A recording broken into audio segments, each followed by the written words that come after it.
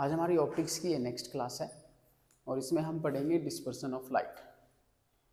देखिए, एक लाइट जब ट्रैवल करती है, ये हमारी कोई लाइट है, तो जब ये ट्रैवल करती है तो इसमें एनर्जी होती है।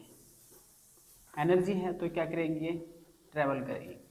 और एनर्जी भी कौन सी होती है इसमें, इसकी जो इलेक्ट्रिक फील्ड एनर्जी होती है वो क्या करेगी, वाइब्रेशन पैदा करेगी।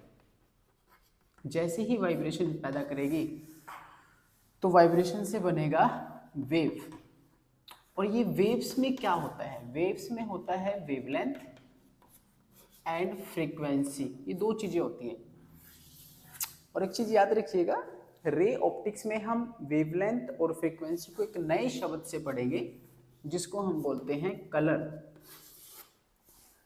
अब हमें कोई भी कलर अलग क्यों दिखता है, ये रेड वैल्यू क्यों दिखता है, एक सिंपल सा रीजन है, हर एक मटेरियल की अपनी एक पर्टिकुलर वेवलेंथ होती है और वही वेवलेंथ हमें उस ऑब्जेक्ट का कलर डिसाइड करने में हेल्प करती है। जैसे ये रेड कलर है, ये ग्रीन कलर है, ये सारी चीज़ें। अब ये कलर अलग अलग क्यों दिखाई देते हैं, वो रीजन हम समझ चुके हैं। आइए एक एक्सपेरिमेंट से समझते हैं। पेपर में सवाल आएगा कि सन जो होता है उसकी कलर्स की जो लाइट है वो वाइट कलर की होती है, लेकिन जब उसको एक प्रिज्म में से गुजारा जाता है तो वो 7 कलर में डिवाइड क्यों हो जाती है।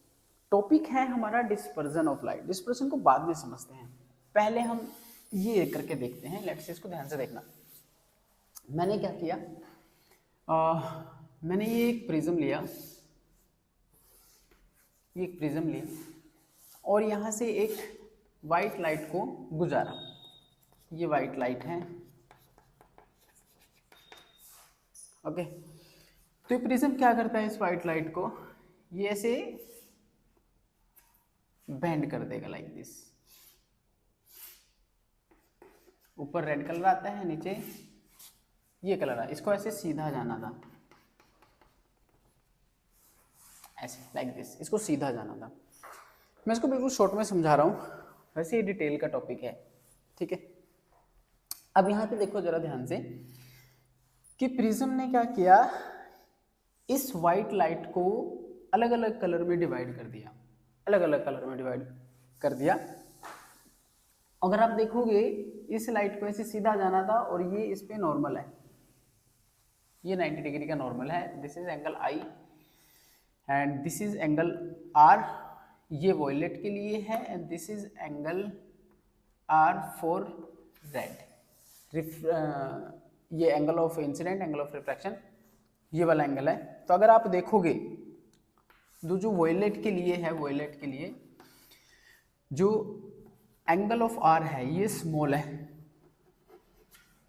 लेकिन अगर आप इसी को रेड के लिए देखोगे तो जो एंगल ऑफ आर है वो है लार्ज। अब इसका उल्टा कर दो, एक केस तो ये आ गया। दूसरा, जब इसने इसको ऐसे बेंड किया तो यहाँ पे इसको ऐसे सीधा जाना था तो इसने इसको इतना बेंड कर दिया रेड कलर को, दैट इज कॉल्ड डेविएशन। इसको हम डेविएशन बोलेंगे फॉर आर, और इसको बोलेंगे डेविएशन फॉर वॉयलेट। तो प्रिज्म ने क्या किया, अगर आप देखोगे जो डेविएशन है आर का वो लेस है किससे, डेविएशन ऑफ वी।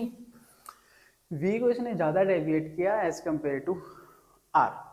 तो दो तीन चीज़ें हम यहाँ से निकल गए। अब ये ऐसा क्यों हो रहा है, अब इसको समझो, ये अलग अलग चीज़ें क्यों निकल के आ रही हैं। होता क्या है, जो रेड कलर होता है ना, रेड कलर, इसकी जो वेवलेंथ होती है वो ज़्यादा होती है, इसकी वेवलेंथ ज़्यादा होती है, और जो वॉयलेट होता है उसकी वेवलेंथ कम होती है, ये वाली वेवलेंथ। अभी हमने थोड़ी देर पहले पढ़ा कि एक वेव जो होती है, वेव में वेवलेंथ और फ्रीक्वेंसी होती है, और यही वेवलेंथ क्या डिसाइड कर रही है, इनका डेविएशन।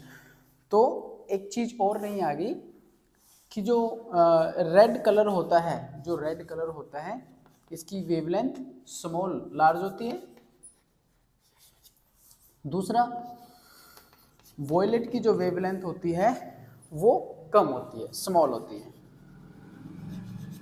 तीन चार चीजें हमारे पास निकल कर आई। एंड सेकंड, अब ये डेविएशन, डिस्पर्सन कहाँ से आया उसको देखो।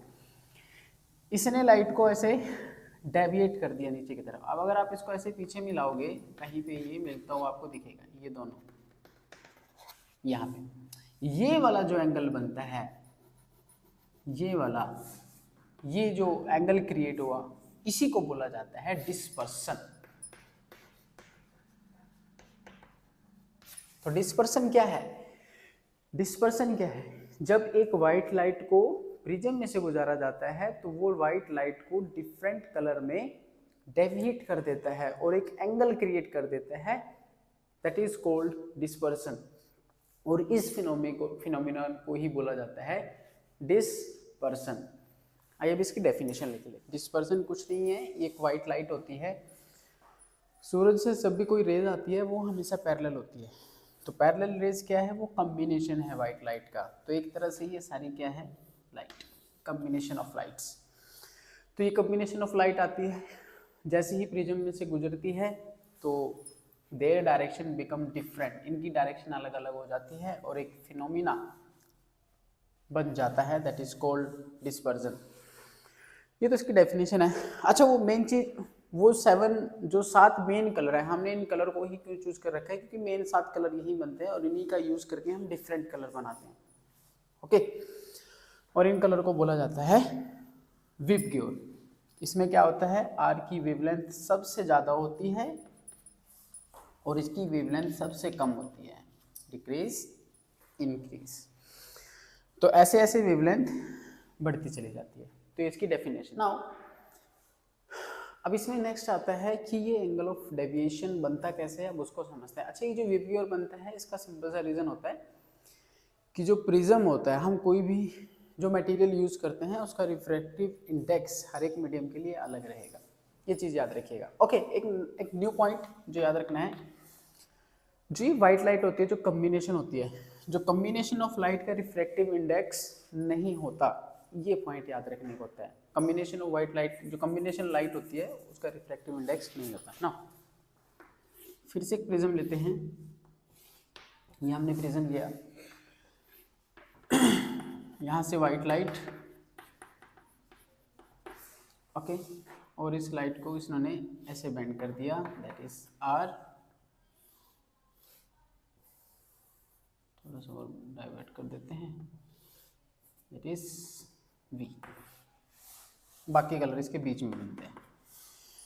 तो इस लाइट को ऐसे सीधा जाना था रेज को, तो इसने क्या किया? एक एंगल ये बनाया, that is called deviation of are.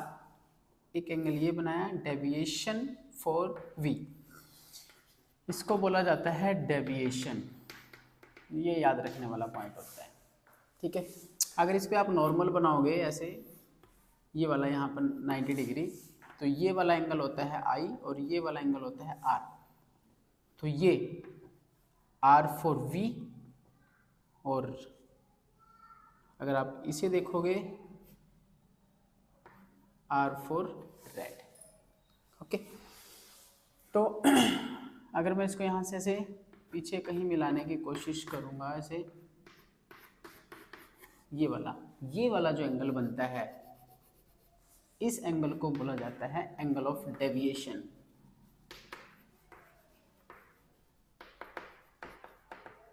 और इसकी वैल्यू कितनी आएगी कि आप इस पूरे में से इसकी वैल्यू निकाल दो। ये वाला जो एंगल है पूरा, इसमें से इसकी वैल्यू निकाल दो, यानी कि दिस माइनस इसको निकाल दो, सिंपल सी बात। एंड द सेकेंड, यहाँ से एक रीज़न और निकलता है कि ये इतना ज़्यादा क्यों बैंड हो गया वी, बिकॉज इस मटेरियल का जो रिफ्रैक्टिव इंडेक्स है वॉयलेट के लिए वो बहुत ज़्यादा है। तो यहाँ से यहाँ पे एक टॉपिक लिख लो, ये एंगल ऑफ डेविएशन कैसे आया, एंगल ऑफ डेविएशन। अब एंगल ऑफ डेविएशन इसको कैसे लिखेंगे, अब उसको देखिए ज़रा। हाँ, मैं एक चीज़ बता रहा था यहाँ पे, ये नोट करने वाली बात है, इसको यहीं पे लिख लेते हैं कि जो रिफ्रैक्टिव इंडेक्स है वॉयलेट का वो ज़्यादा है आर से। क्यों ज़्यादा है? क्योंकि वॉयलेट का जो डेविएशन है, वॉयलेट का जो डेविएशन है वो ज़्यादा है किससे? आर से। और ये भी क्यों ज़्यादा है? क्योंकि इसकी वेवलेंथ लेस है और इसकी वेवलेंथ मोर है। ये सिंपल सा एक जो शॉर्ट में याद रखने वाली चीज होती है। ओके, तो ये एंगल ऑफ डेविएशन कितना आएगा, ये आएगा जी माइनस म्यू आर। अब अगर मैं इसमें प्रिज्म की वैल्यू रखूं, प्रिज्म में भी हमारा एंगल ऑफ डेविएशन आता है, तो इसमें प्रिज्म की वैल्यू रख दो म्यू वी माइनस 1 इंटू ए। ये हमने प्रिज्म के टॉपिक में पढ़ा था, म्यू आर माइनस 1 इंटू ए। ये फॉर्मूला है था हमारा प्रिज्म के केस में। यहाँ से ए कॉमन आ जाएगा और ये बन जाएगा mu V minus mu R, और ये हमारा आ गया एंगल ऑफ डेविएशन। पॉइंट ये हमारा आ गया। तो इससे क्या रिलेशन निकलता है, देखो यहाँ से अगर रिलेशन हम निकालने की कोशिश करें कि जो एंगल ऑफ डेविएशन है, ये वाला जो डेविएशन एंगल कितना आएगा, ये दो ऐसे पैरेलल जा रही थी, इसने ऐसे किया, इसको ऐसे कर दिया, इसको ऐसे कर दिया, ये बीच का गैप किस किस पे डिपेंड कर रहा है, ये तो ये डिपेंड करता है एंगल ऑफ प्रिज्म। जितना ज्यादा एंगल होगा डेविएशन उतना ही ज्यादा होगा। और दूसरा ये रिफ्रैक्टिव इंडेक्स पे डिपेंड करता है। कॉम्पिटिटिव एग्जाम में अक्सर सवाल पूछ लिया जाता है कि एक प्रिज्म है, ये एंगल 20 डिग्री है, ये एंगल 30 डिग्री है और ये एंगल 50 डिग्री है। बताइए डिस्पर्जन सबसे ज़्यादा किस में होगा, क्योंकि इसका एंगल ऑफ डेविएशन सबसे ज़्यादा है और ये ए सबसे ज़्यादा है, तो इसमें एंगल ऑफ डेविएशन सबसे ज़्यादा होगा और इसमें सबसे कम होगा।